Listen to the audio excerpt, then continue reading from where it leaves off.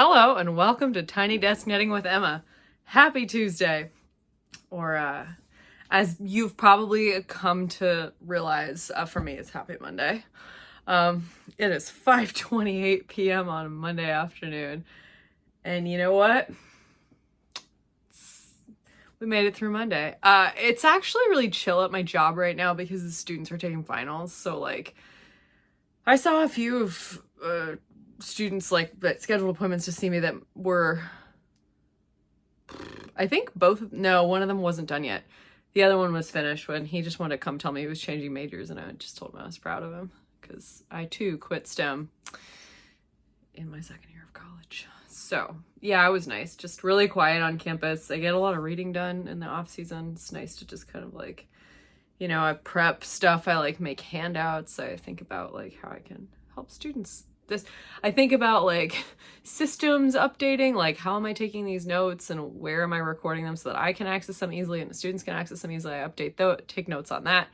I make a lot of handouts that I can like give to students based on their needs from the semester. I think, about how to kind of help them, like what can I give them that can help them build a system that's going to work for them. And so right now we're actually looking at like working on more course specific stuff because chemistry is really hard for a lot of them, and so like coming up with these like kind of guides to like thinking about that to just kind of guide them through each unit and be like, when am I going to practice that unit again, that module or whatever, so that I am prepared for the test, things like that.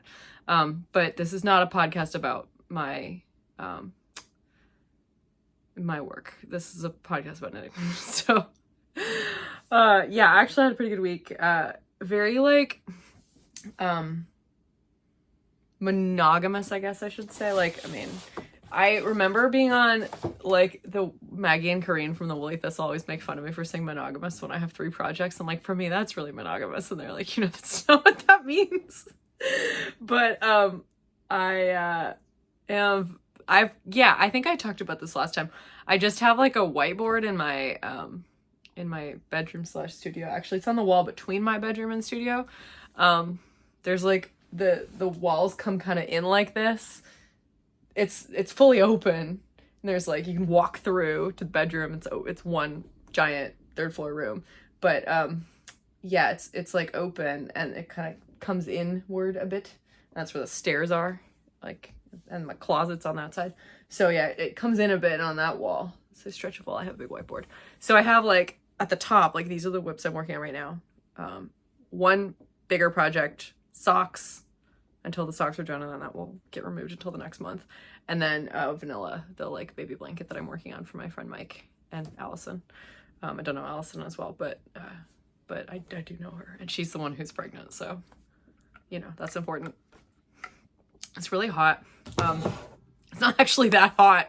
Like, it's like 75 degrees, 27 if you're Celsius. Oh, no, 20. No, that's wrong. 25 degrees Celsius is 77 degrees Fahrenheit. It's about 25 degrees Celsius. Yeah, it's hot. But, like, it's not hot for this time of year. It just feels hot because it hasn't been this hot yet this year, really. I mean, it was a bit a few weeks ago. May, like March to May in Maryland is very is like, I don't want to say finicky is the wrong word.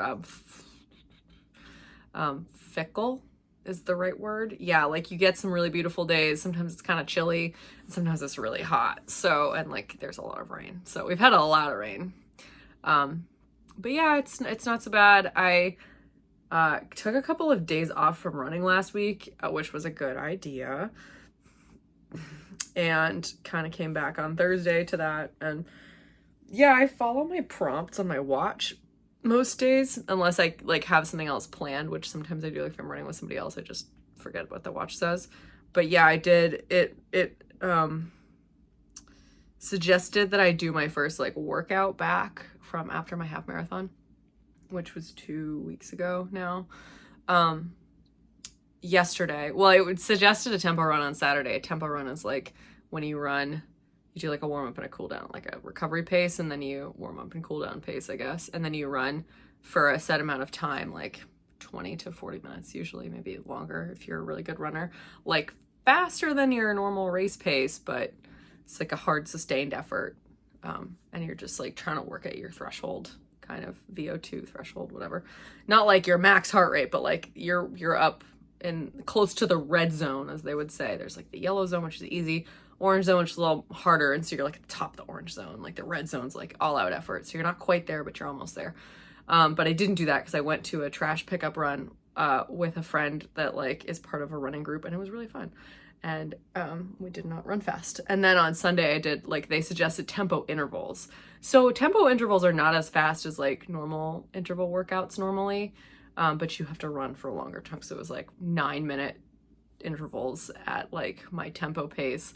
And on Sunday I ran after church, and it was hotter, and there were like a lot of people around the harbor, and I ran the other direction from the way I usually run at the beginning because I knew that I would need to come all the way back and then continue the way I usually go, which I did, except that was a bad idea because it's just like I was tired, and I was like, I don't like running. Like it was easier when I got to the path that I like normally run on. Anyway, went out today for like a recovery run in zone 3. yellow zone, conversational pace zone. Yeah, and this is also not a running podcast, so thank you for bearing with me. Yeah, I did get a lot of knitting done on my Guernsey, and more importantly, and I'll talk about this, I started processing Pimp Daddy the fleece and a little bit of Archie this week. So yeah, let's get into it, I guess. I am almost done with the Guernsey, but I'm not going to show it to you right now because it's sitting over there, and I have to stop this video at some point to put in a video about me processing wool. So at that point, because I took a video the other day, which was fun. So I'm gonna stop the video, show you that, and then when I come back, I'll have the Guernsey. But yeah, it's been good.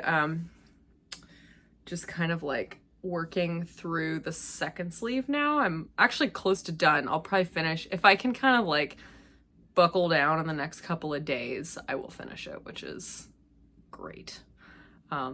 Because I'm going home in 2 weeks to visit my family. 2 weeks from today, I'm gonna be home, June 3rd. I'm so excited. Yes, I haven't been home since I was home the week between Christmas and New Year's for like 6 days. And I often don't go home for very long. My parents live in Vermont, for reference, because of my church gig. So like I try not to miss a Sunday, and so sometimes I travel and miss a Sunday, but like if possible I don't, especially during the program year, which is basically that September through June, or September through May now. Last year we went all the way through June, but that was like because Easter was later. So yeah, I try not to miss Sundays during program year because like I feel very much like, I have to miss Sundays for races because races are always on Sundays. And if I'm traveling, and then yeah, just like I feel, I know I can take a Sunday off. You're supposed to be able to take days off, but Monica's like my best friend, and I feel very much like she's the organist. She is also my best friend. She lives down the street. Like, yeah, I want to be there for my friend, and like I want to be a reliable staff singer. That's like who I am. So I'm maybe a bit scatterbrained today. Sorry. Yeah, so I'm gonna go home in a couple weeks after the program year ends. Program year ends for church on June 2nd. So I'm gonna go home on June 3rd and stay for almost 2 weeks because I can easily miss Sundays in the summer. It's not as big of a deal. So I decided to wait. But yeah, just like would like to see my parents and my brother. My mom came to visit for Easter, but I haven't seen my dad since before New Year's when I was visiting. And then Ian, I haven't seen since January. So my brother's name is Ian. He's almost 7.5 years younger than me. And he's gonna move to Boulder, Colorado in August or July, probably August, to start grad school at CU Boulder in electrical engineering. I'm super excited that he's moving to Boulder because that's like Run City, USA. Eugene, Oregon is Tracktown, USA, but I feel like a lot of runners live in Boulder, and it's like a huge hub for like nutrition and like scratch labs. I love scratch labs. They make like hydration mix and fuel for runners, and they're based in Boulder, and like there's so much. I've never been to Colorado except the airport, and I'm like, I feel like I was born to visit Colorado, maybe not live there, but I'm gonna go see what it's like because Ian was like made to live in Colorado, and he also had probably never been there, but he went to visit and he was like, yes, he loves to boulder and rock climb. He actually, I think, has a concussion from bouldering right now, so I hope he's okay. But yeah, hopefully we'll get to spend some time together this summer, because I think we'll probably try to go to my aunt's lake house in Ontario at the same time, so we can all hang out together, which is fun. But yeah, the socks I'm also working through, and I do have those within reach, so I can get them. Yeah. I finished the first sock last week. Oh, I should talk about what I'm wearing.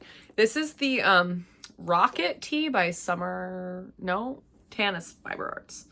I didn't do the yarn over increases on the raglans. Wow, I said that like a person from Baltimore. I said yarn over. I guess you could be from like Pennsylvania to say that too. Yarn over. Instead of raglan increases, the original pattern has yarn overs, which is actually really cool. It's kind of like the Felix sweater, but that has like patterned yarn overs, which I think is like really cool. I love that feature of the Felix. I'm actually considering doing that as a t-shirt. I think it would look really cool. That just popped in my head. I was like, oh, that would be cute. I should do that. It would be like a really cute t-shirt. And I just used one skein of mohair, like silk mohair, and one skein of fingering weight yarn. And just striped it. And I did not enjoy this because you had to hold mohair single, which I don't like doing. I like holding it double with itself or with another yarn. Don't like holding it single. Hard to do it at a consistent gauge. But anyway, my socks are going. I don't think the other sock is in here. It's on the floor somewhere over there, but this is the second sock. And I'm trying to just get through one diamond a day, which doesn't take super long, just to kind of get them done by June. That would be good. That's the rule. I have to have it done within the month. So no problem, because it's May 20th. And yeah, there's still many days left in May and not that many diamond repeats on the sock. I think it's like a total of 7, maybe 8. I think it's maybe a total of 8 repeats on the sock, so not too many.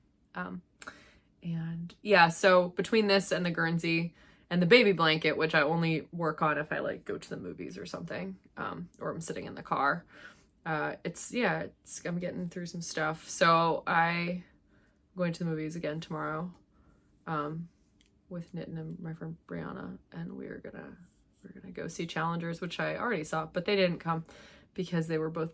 Actually, Nitin was sick and Brianna was busy, and so I went with Jordan, and my roommate and her boyfriend, and Nitin and Brianna, and I was like, they both were like talking about it, or we were talking about it together, and I was like, oh, you guys haven't seen that, like we should go. Like it was really good, and I would totally see it again. I think like knowing the ending would make the beginning more interesting. It's like one of those, it's like Deadlock, where I like went back and watched it again immediately. So I have show notes here. And I just got through like the first 5 items, but I talked in a very roundabout way about all of them. So yeah, I think by the time I go home, I would like to have a few things done. Like the Guernsey, well, has to be done because I have to give it to Mark, who lives in Burlington, who it's for. And then I would like to have the green sweater done, which I haven't worked on in a while, but I'm going to finish that. I'm on the first sleeve. I would like to fit it on Tina before. I could probably fit it on her this weekend and then finish it next week. Yeah, I could do that. It needs to block outside, but well, it needs to block because I have a button band to pick up, so I'll need to block it twice. But I don't think that's gonna be difficult because it's really warm now and it will dry. Like if I put it outside, it'll just like dry in a couple hours. The only thing that's annoying about this house is the backyard has a big tree in it, and there's a lot more like insects in the backyard as a result. And so there's these tiny little flies that like get all over. Sometimes I put my workout clothes to dry outside on the porch. Like I drape them on the chairs because they dry really fast outside, obviously. But then I bring them inside and they're covered in these little flies that get into my room. And then I don't like that. So I've been not drying things outside. But yeah, I think I might have to just like need like a tent, but then that would kind of defeat the purpose. I guess if it was mesh or something, that would work. I don't know, like a mesh tent for like a mosquito netting. That would actually work really well if I could have like a little mosquito canopy for things to dry. I don't know if you have a solution to that that's inexpensive and portable, let me know in the comments. But yeah, I would like to get the Guernsey done, that sweater done. Probably won't get a whole lot of other stuff done. Obviously the blue socks, just to kind of have some stuff done. Because the vest cowl with the woolly thistle starts on May 31st. May 31st, Friday, May 31st. They always start the cows on Fridays. So if you have not heard about that, the Woolly Thistle is hosting a vest cowl. If you haven't heard about the Woolly Thistle, you've been living under a rock or you've never seen my channel before. The Woolly Thistle is a small online retailer based in New Hampshire, and they specialize in importing yarns from the UK and Europe. And some they get from the US and like Canada. And the owner, Karina, is from Scotland. And I mentioned Karina and Maggie earlier. They have their own, like, the Shopcast every couple weeks. And I'm a frequent guest contributor. I do like a little segment, like a 10-minute segment every month to talk about something fun. And yeah, they're great and you should shop with them. And I have an affiliate link. So if you use my affiliate link, I get a small kickback, which is really helpful to me. And it's up there somewhere. So you can click on that. And if I talk about anything specific, it will be linked in the show notes. Not a lot actually to link today. I will link like the frangipani yarn that I'm using to do my my Guernsey, but like there's just not a whole lot of like yarn that I'm showing you because the sock yarn is just some yarn. I guess I can put the link to the wool to dye for merino cashmere nylon sock yarn base in the show notes in case you want to try dyeing your own yarn. Summer is a great time to try that, actually. Let's talk about yarn dyeing a little bit. You don't actually need that many things if you want to dye your own yarn. So you need some yarn that you can dye that's ideally like a neutral base. White is the best one if you want a vibrant color. You need some dyes. I will link the dyes I use. I use Dharma acid dyes, but I'm thinking about getting some Jacquard dyes too. They're just companies that make acid dye. Because Jacquard makes really bright colors and I would love to do some neon colors. And acid dye means that doesn't mean that the dyes are made with acid. It means that acid is the thing that sticks the dye to the yarn, which I think I learned from my friend Sarah. I didn't actually know that. I thought that the dyes are made of acid. They are not good to breathe in. So if you're working with the dyes, you should be wearing a mask. And like actually a lot of us have N95s around, thanks to COVID. So you can wear one of those. Don't wear like a surgical mask, wear a particle mask. So but an N95 will work. You need a heat source. So stove works fine. Your house will smell a little bit like acid and hot wool, but it's not that bad actually. And if you have like a porch with a plug-in situation, which I sometimes do at my parents' house, you can get an electric like griddle, which I also have. You need a pot or aluminum pans or something that you're not going to use to cook. You do not want to use those for any food prep after. You could use them. They could be old food prep pans as long as you don't prep food in them after you dye yarn, because yarn dye is toxic. That's why we wear a mask. So you need the wool, protein fiber of some kind. You need dye, which again, I'll link in the show notes. You need a pot or big, aluminum pans like you can get at the grocery store for like doing a to-go lasagna or something. You could use that. It doesn't have to have a lid necessarily. You need a heat source, so a stove or an electric something, griddle, whatever. You need acid, so vinegar will work. It smells a little worse if you use vinegar. I personally like to use citric acid. I will link citric acid in the show notes. Citric acid is the stuff that's on the outside of like gummy bears, like sour gummy candies, like Sour Patch Kids. It's just like an acidic, like little powder. It's powder. It tastes like super, super sour. You can eat it, but it tastes really sour. So I usually use that because it has less of a smell than vinegar. It's super easy. You just dissolve some dye in water. I mean, you need some kind of like plastic spoon or tablespoon, teaspoon situation. Again, don't use it to cook. That's when you need to wear the mask, when the dye is like open in powder form. So once the dye is liquid, you can't breathe in the particles, so you can take the mask off. You put dye in water. I usually pre-soak my fiber or yarn in water. some people soak it in water and the acid, but then the dye doesn't stick evenly to the yarn if it's already been soaked in acid. So I put acid in later. And then you put the yarn or wool into the pot with the dye. You put it on the stove, like room temperature water. Put it on the stove and you heat it on super low until it gets warm gradually, so then it doesn't felt. You should try this with superwash fiber probably first. But yeah, it won't felt if you heat it up gradually. When it starts to kind of simmer and bubble, that's when you put in your acid. You will notice that as soon as you put in your acid, if you're stirring it, which you can do, you don't want to agitate it too much if it's like fiber or a non-superwash yarn, but you can agitate it a little bit. Superwash fiber is not going to do anything, or yarn. And you'll notice really fast, especially if you're just stirring it a little bit, that the whatever the fiber is will soak up the dye immediately. Like the water will be clear. It's amazing to watch, actually. It goes really fast. You almost don't notice it's happening, and then all of a sudden the water is clear and all the dye is stuck to the yarn, and you're like, wow, that's amazing. And then just turn off the stove. You can cook it for like 10 more minutes. Some people do that, I think, to make it stick better. I don't know. I don't usually do that. And then you just turn off the stove and you let it cool all the way back to room temperature. So be patient. And take it out and you rinse it, and the water should be clear. Usually all that dye sticks to the yarn. It's kind of amazing. And yeah, that's that. So that's how you dye yarn. There are lots of tutorials on YouTube. I've actually did a like watch me dye this purple fiber a couple of years ago. If you want to go watch that, I can link it in the show notes. Yeah, I started talking about the Woolly Thistle vest cal. They are doing a vest knit along starting on the 31st of May.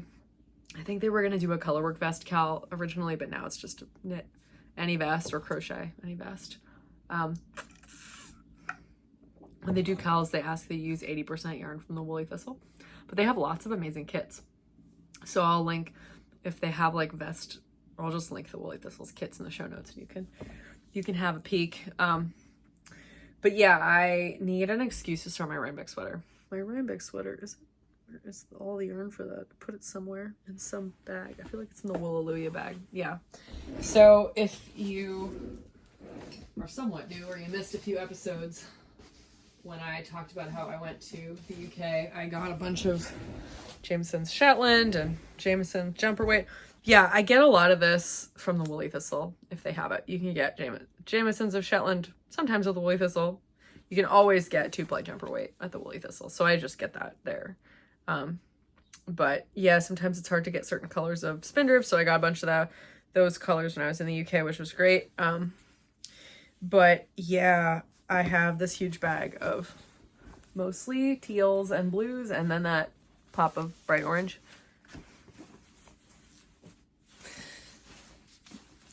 This is, again, I'll link Jameson and Smith and Jameson's of Shetland in the show notes that you can get at the Woolly Thistle, especially if you're in the US. Yeah, it's great yarn, and I'm really excited. I'm going to be making a vest of my own design, or it's going to be actually it's going to have sleeves. It's going to be a sweater. It's going to be a V-neck pullover, but I'm going to start with the body. Just like in the spirit, I'm not really prize eligible because I work for the Woolly Thistle, but I just, it's like a good excuse. I need to cast it on or it won't get done. So this is the latest I've ever started my annual Fair Isle sweater.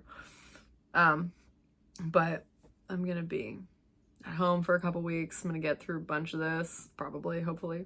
This really works well if I don't bring a lot of knitting home. If like I go on a trip and I don't bring a lot of knitting, I get a lot done on the thing that I want to get a lot done on. It works great. So I'll have socks with me. And then I will have this, and I'll probably have a vanilla project. That's it. I'm not going to have a whole lot.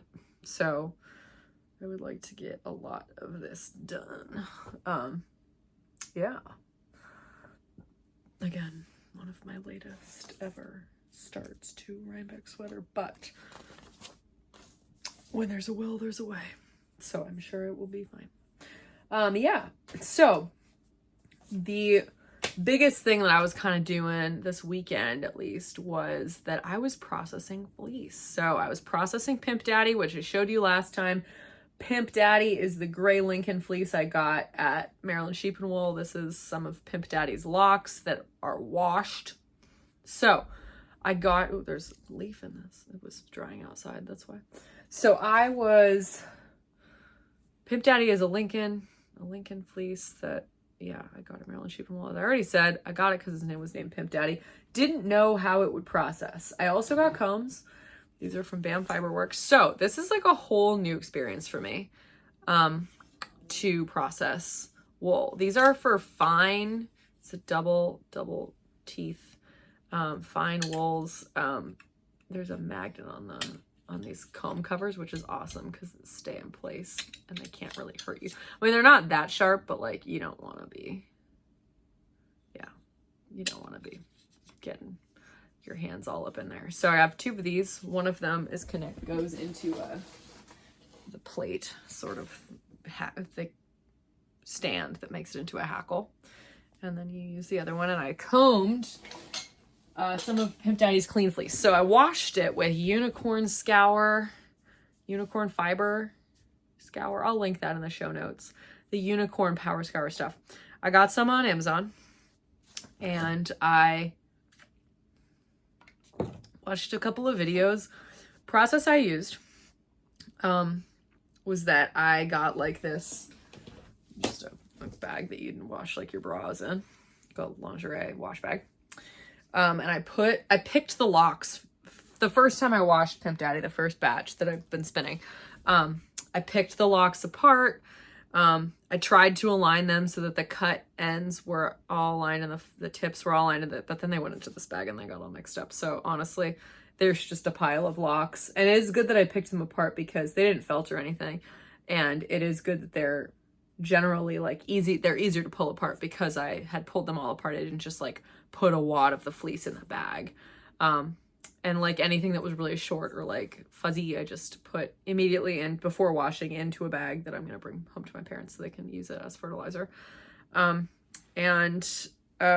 Yeah, I put it in a pot in the giant, in the lingerie wash bag. I put a bunch of that in, a bunch of the locks in there, dirty.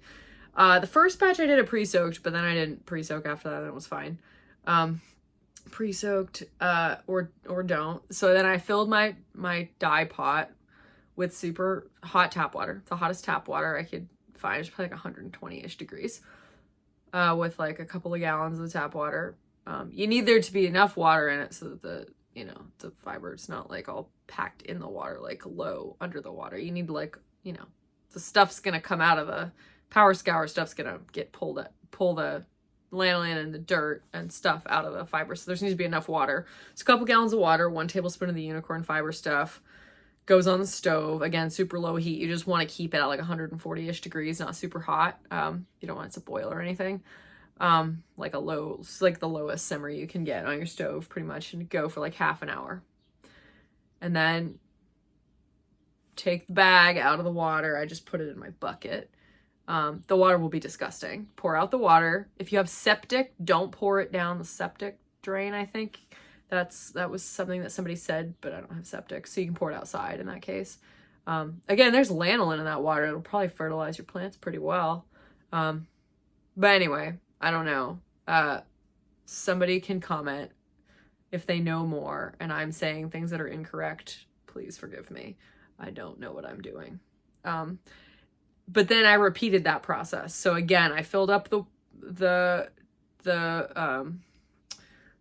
big pot, the wool washing and dyeing pot, with a couple of gallons of hottest tap water that my tap can go, so about 120 degrees.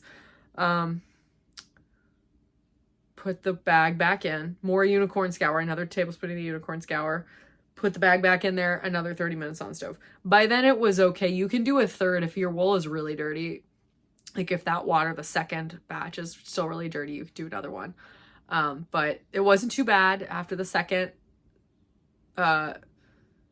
wash. So then I just did a rinse cycle. So it's just water and the locks in the bag back into another 30 minutes on the stove. And then it was pretty clean. So then I just let the locks cool in the water, just like I would if I were dyeing yarn. And when they were cool, I like put them I took them out of the wash bag. I rolled them in a towel, put them outside to dry. So then they looked like this, and they don't smell like lanolin. And actually, I've dyed a lot of yarn. It makes your house smell kind of gross. The Power Scour stuff kind of negates the smell. I thought it was going to smell horrible in my house, in my kitchen, when I was cooking this, like cooking the lanolin basically out of the wool. I thought it was going to smell so bad. It didn't. It was really like relegated to the pot. It didn't smell bad. It smelled like soap, like a pretty strong, not like chemical soap. I don't know what the heck's in Unicorn Scour, but it worked really well. It says that it gets lanolin out of stuff. And you can just shove your face right in here. It doesn't smell like lanolin at all anymore. Oh, there's a dead bug though. See, like I said, there's just dead bugs everywhere and like outside. And so they get into stuff. So, yeah. And then I combed them. And this was a learning experience, and probably Lincoln was not the place to start, but I started with Lincoln because that's what I had. And that's like oftentimes the best way to do something is like, you don't know. You don't know what the best fiber is to start spinning with. You don't know what the best yarn is to start knitting with. You don't know what the hardest pattern is. Just do it and see what happens. Like, it's better to not know. So I had no idea, but I didn't have a Diz, but I tried to use this like gauge thing from Cocoa Knits, which I talk about in this little video that I filmed. That didn't work. This did not work as it is. I probably have like an actual gauge thing somewhere, or I could have used a button, but I was like, at some point I just got really frustrated because this wasn't working. And I just started pulling it off the combs, and it was like, you can see it here. It looks like it's roving. It's like very, very loose roving, but I can spin this woolen. The combs are for worsted spinning, but I can spin this woolen, and it's been going well, and it's making yarn. So I don't really care. Like, I'm making yarn that like is going to be usable, and I am going to enjoy it. I don't know what it's going to feel like, but I'm having a good time. And I'm making yarn. And so I'm pleased with it. So right now, let's see if I can take it off. This Felicity is the tool I have to spin this. I'm pretty much done with this bobbin anyway, so it's a good time to take it off the wheel. Ooh, hello. This is not something I was planning to do live on camera. Should have done it before. Emma. Okay, well, it looks pretty good. It's gonna focus. It should focus. Yeah, look at that. It's nice and thin. I mean, it's not super, what do you call that, consistent, but it's fine. And I'm actually really pleased. It's soft. Yeah, I don't know what the finished yarn's gonna feel like, but I'm like pleased. I processed this fleece myself. That's pretty cool. So I'm happy with that. Put it on the Ashford. This is like so dumb. I think I talked about this in the little video that I filmed, which you'll see in a minute. I like now have 3 full bobbins, and I only have 1 more bobbin, and it doesn't work. Like, it doesn't spin properly because something is wrong with it. I don't know what's wrong, but like, I'm gonna have to basically ply these 2 together to get a free bobbin so that I can ply the other, or spin the other bobbin of Pimp Daddy. So that's fun. I'll probably get to that later. But yeah, it's been really fun. So I'm gonna stop this video here and show you a video that I filmed. It's like a 15-minute video on like Saturday or something, where I was talking about processing and what it was like and what I was doing and how I was probably messing up. I was spinning at the time, so you will get like a live show of me spinning on Felicity, spinning Pimp Daddy, and the wheel does make some noises. It is not silent. As I said, I apologized for this. I don't know how much you will hate it or be distracted by it, but it's about 15 minutes long, and you can just like skip and to the next part if you are like super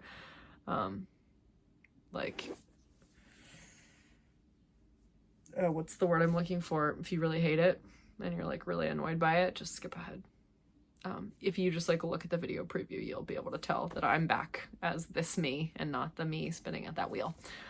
So yeah, it just needs to be oiled some more, but I don't know where. And it doesn't really bother me because usually I listen to something with headphones in. So, and I just try not to do it when Jordan's in her room doing something else because her room is right below my studio. So yeah, so you can enjoy that, and I'll come back and show you my Guernsey in a second.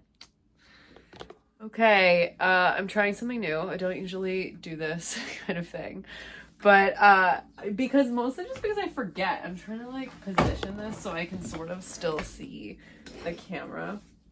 I am spinning some fleece that I processed. I don't have a diz. I have a gauge that I was using, like a gauge, you know, this little thing from Cocoa Knits, but it doesn't really work as it is.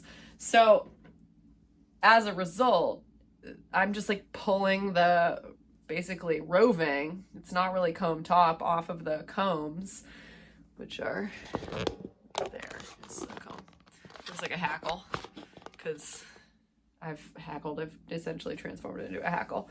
But I thought I would just like do some fun spinning content. So I'm sort of spinning this. I was sort of spinning it worsted. I don't want to do this for too long because the wheel is not silent. This is Felicity. She is an Ashford traditional from the 80s. Thank you to people who helped me identify the year-ish, the decade at least, that Felicity's from. And I've really been enjoying spinning on it recently. When I first started spinning on Felicity, she was in a family friend's basement, and I was trying to spin too thin, and just I didn't really have a handle on her. But as we've gotten to know each other, I have figured out how to spin better on Felicity, both woolen and worsted spun, actually. So I tend to do a kind of like supported woolen spun, where I'm like pulling it back. I guess you call it supported long draw. So I pull it, yeah. So a lot of this bobbin has been more worsted spun, but now I'm sort of starting to get a little bit more confident with it. This is kind of what happens when I spin, and I attempt to spin woolen with like a new breed or something.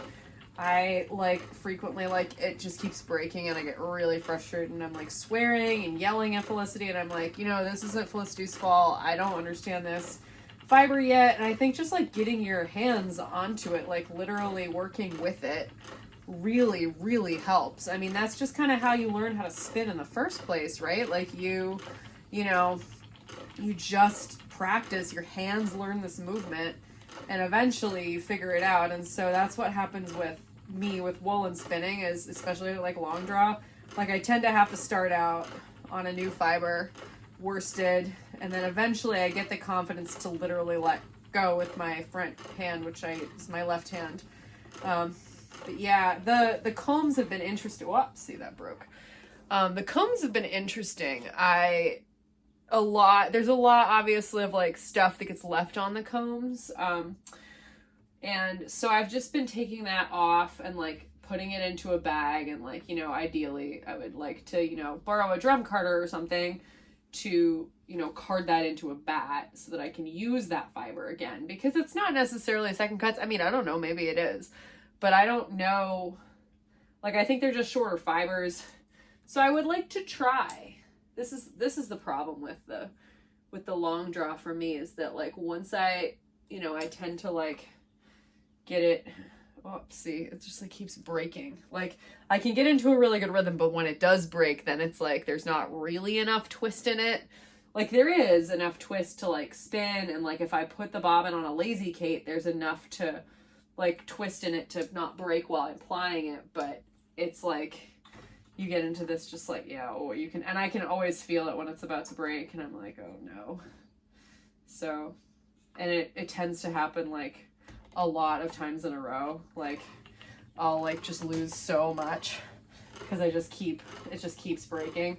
So that's what I think what I mean by like it takes me a while to kind of get used to the like doing it long draw, and that's why I kind of should probably start out with new fiber spinning than worsted, just because you can just kind of control how much twist goes into it, and you can control how much twist goes into it if you're woolen spinning too, but it's just a little bit less scientific.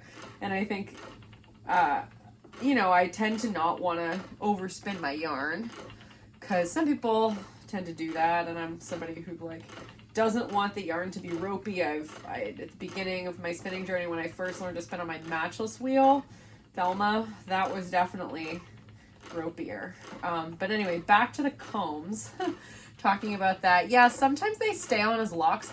I don't really know like a lot about different types of fleece. Like, I mean, I do, like I can read things about different breeds of sheep and like what the fleeces will be like in the Fleece and Fiber source book, but at the end of the day, I think you actually have to like actually work with this material to have a real understanding, I mean, of how, what the differences are in breeds, and, you know, just kind of like how, like what tools are right for it. And so, yeah, I'm just like learning a lot about, this is a longer wool, it's lustrous, it's not super soft, I don't think, but like, I don't know, I should have like looked before I started just talking about Lincoln sheep. I probably should have looked at the Fleece and Fiber Source book. But like, a lot of this experience for me personally of, you know, for spinning is like, I'm literally just like, I gotta learn, I just gotta start. Like, if you read too much about it, you get too into the theory or whatever, it's just like, yeah, it's, you can think that you know a lot of stuff, and then the reality can feel very different. So I think for me, a lot of my experience with wool and with knitting and with spinning, and now with processing fiber, is just jump in. Like, that's my best advice. Like, if you want to learn how to spin, just start. Like, yeah, like watch a couple of videos to make sure you kind of know the basics. But like, there's not a wrong way to do it. Well, there probably is if you're hurting yourself. But like, there, you know, it's like knitting. As long as you're making a stitch, it doesn't really matter the process, as long as it is producing what you want it to produce. And so I think with spinning, a lot of it is like, you just gotta literally jump into the deep end, just try it out. So yeah, I love this process of like figuring stuff out with the processing, and that's kind of where I'm at now. It's like, yeah, I know how to spin, but like, every breed is different. Every prep is different, and especially now that I'm preparing it myself, I have a lot more control over it, but I have to learn to prepare it the way that I want to spin it. So yeah, it's like really interesting, and it's very, you know, personal. Every sheep is different, every fleece is different, and I think that's really special. Like, I talk to people that I don't know or don't know well a lot about, like, you know, because recently I got this fleece, and I'm like I keep telling people about this whole thing because I'm like, yeah, I got this fleece named Pimp Daddy. I just think that's so funny. And people like laugh, and then they ask, people have so many questions. They're like, oh, like, how long does it take? You know, why do you do that? And it's like, well, it's not cost effective or time efficient at all. That's, like, I was joking with my mom the other day. I was like, that was the one good thing that came out of the Industrial Revolution, right? Like, we learned that we can outsource some of this stuff to machines, and it doesn't take as long, but we don't have as much control over it. And like, it's interesting to like understand the process of how our wool gets and our yarn gets made, to me. And like, you know, we start with an animal. How do we get to a sweater? Like, I love being part of every step of that process, even if sometimes it takes a long time.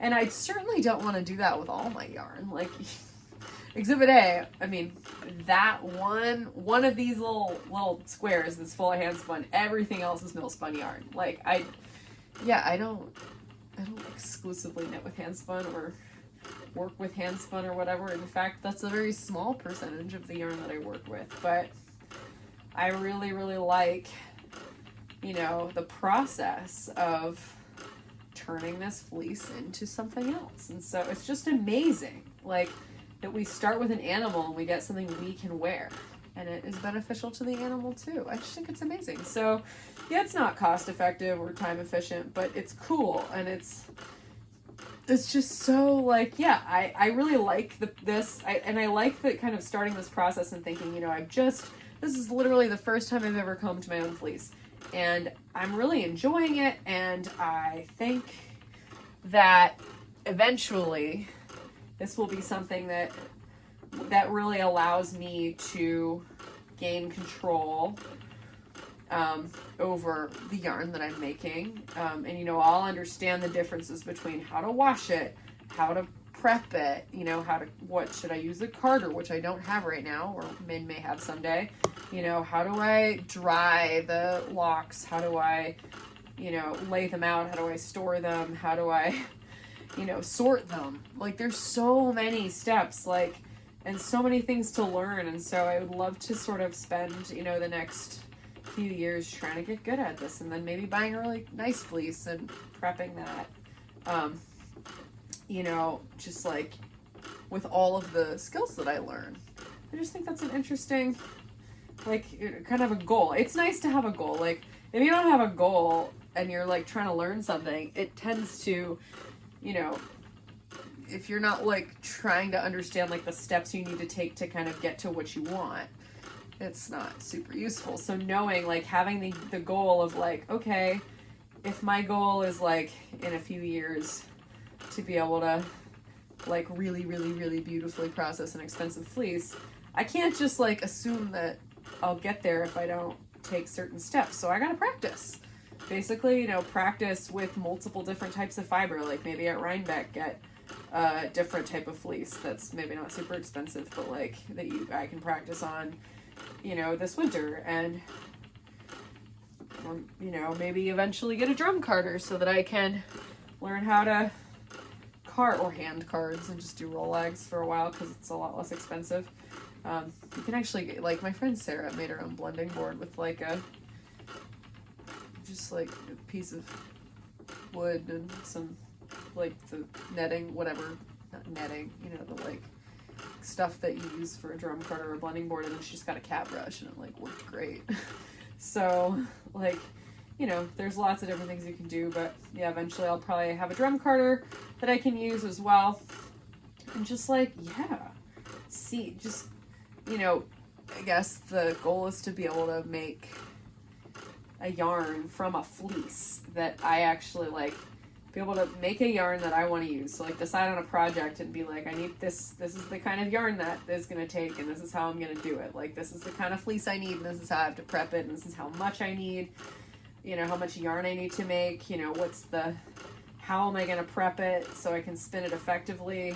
What, you know, wheel am I going to use to do that? All sorts of things that go into it. So yeah, it's just a matter of understanding that like you kind of just have to put one foot in front of the other and like just jump in at some point, and it's not going to be perfect the first time, but I mean, I know how to spin and I'm making some usable yarn that I'm excited to use. So like, you know, that's actually pretty significant.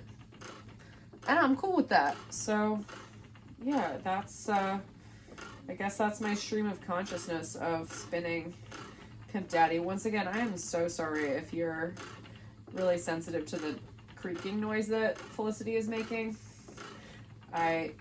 If you know what I need to oil, please tell me.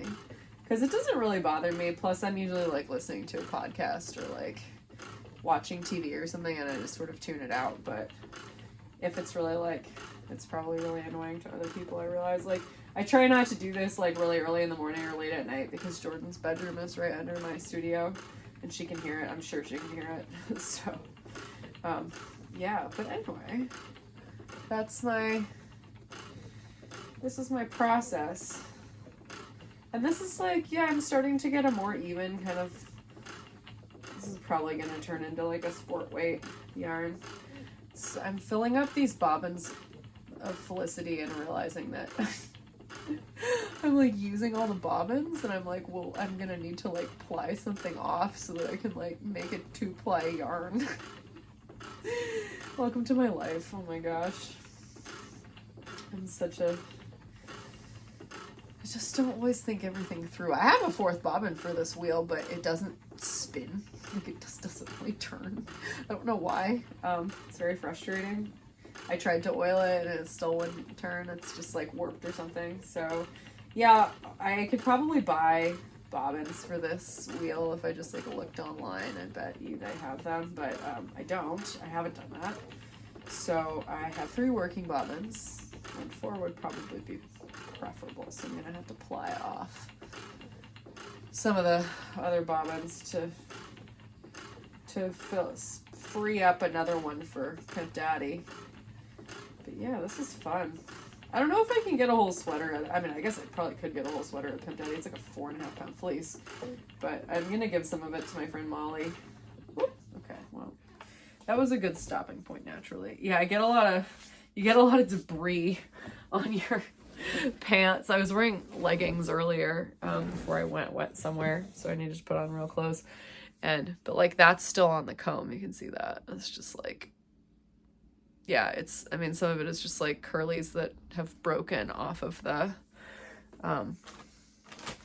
you know, wheel or whatever. But yeah, I just have a bag of like, yeah, just gonna have to find a drum carder. And then I have another bag. I really have to not mix these up. I have 3 bags here of locks. This is what I just showed you, the fluff that I can card. This is dirty. This is what I'm bringing to my parents. It's like locks that I pick off that are like too short or like whatever. This is dirty locks for my parents, for composting or for like fertilizer. And then this is like the clean locks that I'm using to load the combs. So that's fun. But I think I just watched another, like iteration of Pimp Daddy, another batch. So actually I think what I'm going to do now is I'm going to wash some of Archie. I need to give a good deal of Archie to Molly because we split that one. But I'm just going to wash some of Archie's locks. I'm going to pick some of those locks and like wash those. And then like in another couple of days when they're dry, I can try spinning that and combing and spinning that and see if it's different. Because Archie's CBM Romney Cross. So that'll be fun. Yeah. Anyway, this has been a nice little interlude. So back to the regularly scheduled programming. Okay. So, Jersey is almost done. Got a sleeve here. Got a sleeve here. Put it on and show you. I'm pretty sure this will fit a human person that I've made it for. Because it's, yeah. I am so happy with the way this turned out. I think it's fun. I think the neck is good, which I wasn't sure about.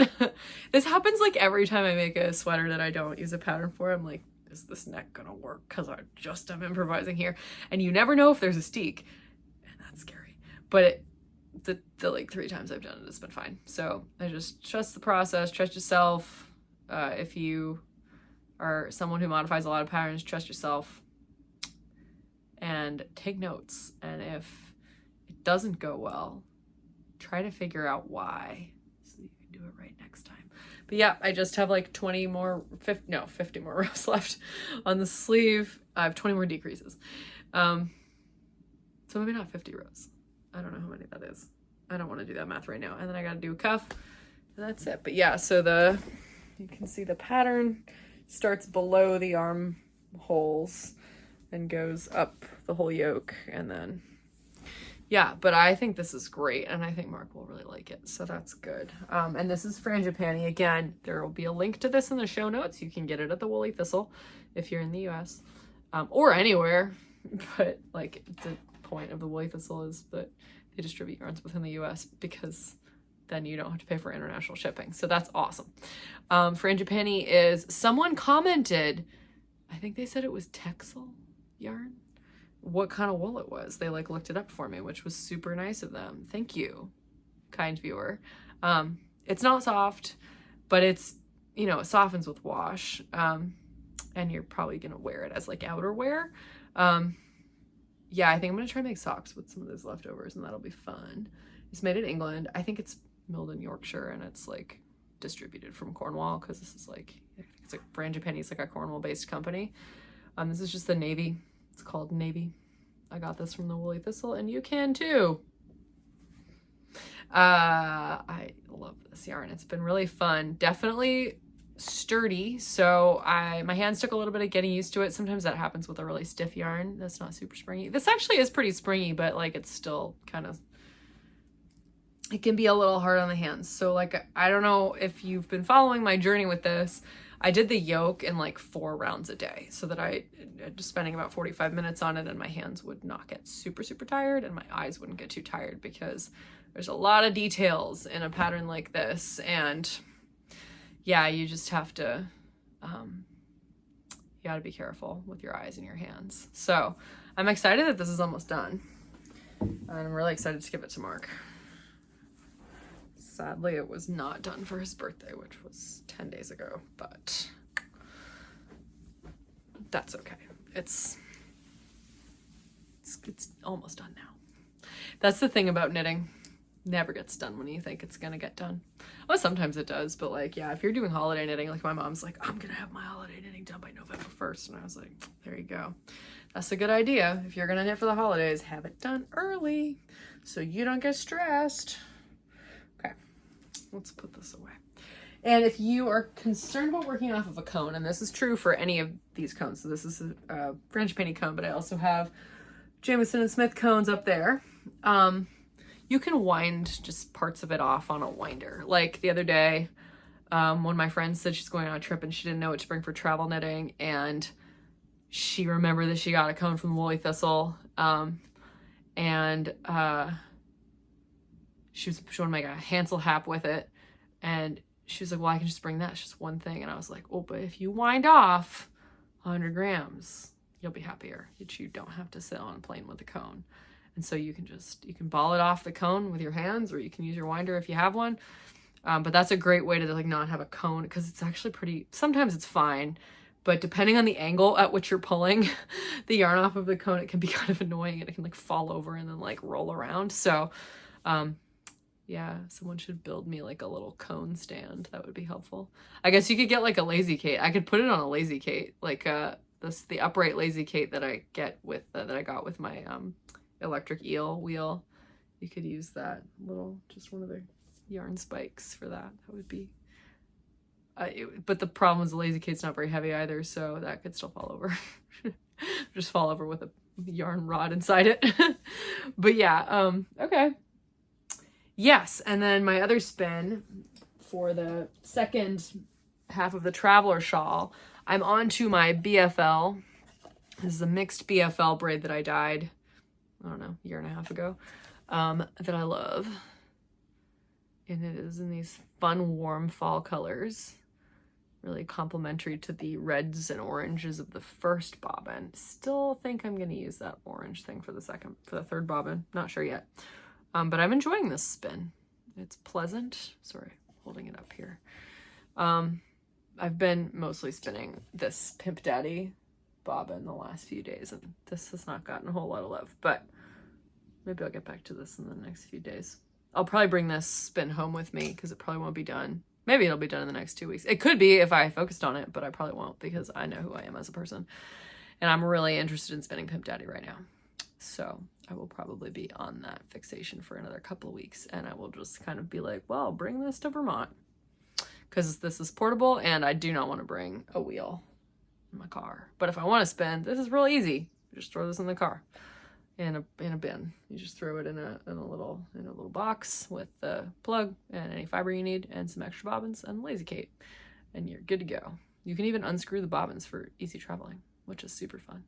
So that's good. I'm excited about that. And that's, yeah, pretty much it. I have mostly not been reading too much because I read a lot of reviews of running shoes. Stuff like that when I read online. I read a lot of articles from the runner's world and stuff like that. In that vein, this is the last book I finished. This is a great book. It is a memoir about a runner, Des Linden. She was the first woman to win the Boston Marathon, first American woman to win the Boston Marathon in like 33 years or something. She won in 2018 in really bad weather, when she was like coming off of like hypothyroidism, or whatever that's called, something crazy. She was like not planning on having a good year, and then she won the Boston Marathon because the weather was so bad, and she had a good day. So that's fun. Yeah. It's a great book though, about like being like, I do this because I want to, and sometimes it's hard and it sucks, but I want to do it. So here I am, which is something that sometimes I feel with knitting too. I'm like, I'm really frustrated with this. Why do I do this? But I'm like, I love it. I choose to do it. I want to persevere. So that for me happens less in knitting as much now. It does happen in spinning though. Like for sure, there's times, and if you are a newer spinner or even a more experienced spinner, you probably know what I mean when I say like sometimes, especially when I'm spinning woolen and like it breaks, like I get into a rhythm and then it breaks, And then I'm trying to reconnect it, but it keeps breaking because there's just not enough twist in that yarn from that angle. It just keeps breaking. So when you ply it, it doesn't break like that because when you're plying, you're pulling it from a different angle, and it's like not putting stress on the yarn in a certain way, and so it doesn't break as much. But when you're spinning it, sometimes you're trying to pull it through the orifice and it just breaks, and it just keeps breaking. And you just want to like lose your mind and scream and like throw your reel out the window, but you can't, because then it would break and then you would be sad. So that, especially when I was first starting to spin, I don't think I understood that I should just walk away at that point. Like, it's getting frustrating. So if you're a newer spinner, this could happen to you all the time. Don't push for hours. Like, get up and take even just like a 5-minute break and like take a breather and walk away from your wheel. Because you will just get frustrated and really, really start to hate what you're doing and be mad at yourself and all sorts of things. So yeah, I think that this weekend I have had quite the experience, Pimp Daddy and I, with, spinning that. So that's been fun. And I have had, it's been a learning experience to do it. And so, yeah, I got a little bit better at like getting up and walking away, but like I'm choosing to spin. I want to do this, but taking a little break is also okay. Dare I say it? So yeah, I'm still listening to David Copperfield. I haven't listened to a whole lot of that because, again, when I listen to stuff, I usually listen to running podcasts. And I watch, like on YouTube, I do watch running stuff too. There are like some certain channels, but I watch YouTube videos about knitting all the time. Like I watch the Woolly Thistle Shopcast. I usually watch Andrea Mowry. I used to watch a lot more like YouTubers about knitting, but then I got really busy when I started doing church music stuff again at the beginning of 2023. So I kind of stopped following a lot of the channels that I used to follow, which is kind of sad, but also good because it means I have more stuff to do and my life is more diverse. So, that's fun. Yeah, anyway, but this book was really good. And if you are athletic at all, you should read it. And if you aren't, you should maybe still read it because Des Linden is hilarious. And she's a real like champion of like consistency, which I love, both in running, knitting, church music stuff. Like, I think a lot about how sometimes I'm in choir. I think I've said this on the channel before, but I'm like sitting in the choir room and I'm like, not sitting, we don't sit. I'm standing in and I'm singing and I think to myself, like, how did I get to the point where I got here? Like, I'm the one who has to sing all the notes right because it's my job. That's wild. And it's wilder even to me that I can do it. Like, that I'm 30 years old and I can do that, like, effectively. I'm like, wow, I can actually, like, not only is it my job, but I'm actually good at it. Like, how did that happen? And then I think, oh, because I practiced for 20 years.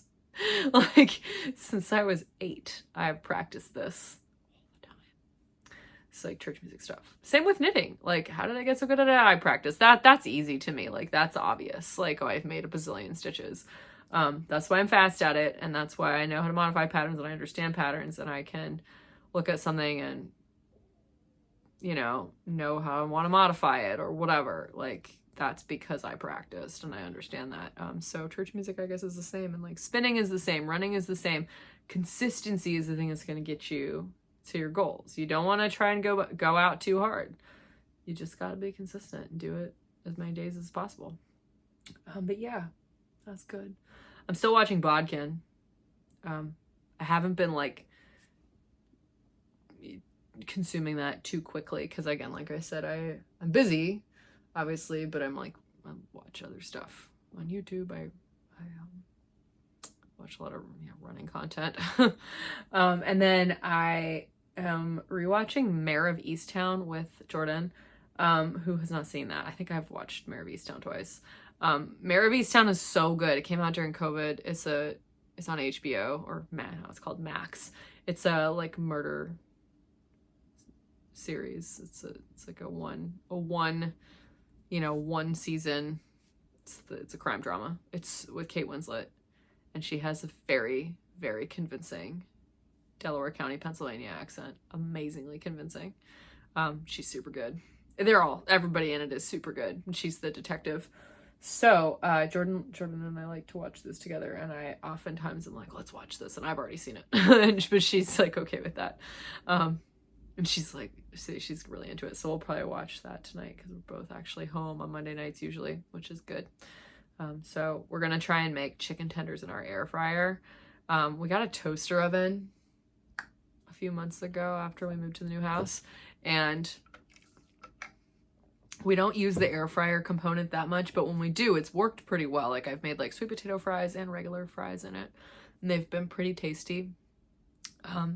So we're gonna try making chicken, like panko chicken tenders tonight. Hopefully we have panko. I think we do. Like 80% sure. I think she's at the grocery store though, so I should check. And if we don't have it, I should text her to get it. So yeah, we're gonna like make some air fryer chicken tenders, and we're gonna watch Mayor of Easttown probably, and just like have ourselves a real chill Monday, and I'm excited about that. So I hope you have a great week. Hopefully I'll be back next week. Next week's very busy. I have a midweek mass. Next week is Corpus Christi, so I'm gonna have a midweek mass on Thursday, so I'll have choir practice on Tuesday, but I should be able to record on Monday unless I have something else to do. It's only a matter of time before I start going to those like group runs on Monday. There's a lot of running groups have group runs on Mondays, and I'm like trying to run with more groups so that my mom was like, you need more running friends. And I'm like, I have lots of friends. And she's like, no, you need more running friends. So you stop talking to me about running so much, and you talk to people who know what you're talking about and care. Not that she doesn't care, but she has a point. So I'm trying to, that's why I went to that running thing on Saturday with my friend. I was like, yeah, I'd be good to check out the groups. Like Believe in the Run is based in Baltimore. They have like an amazing podcast. I listen to all their podcasts.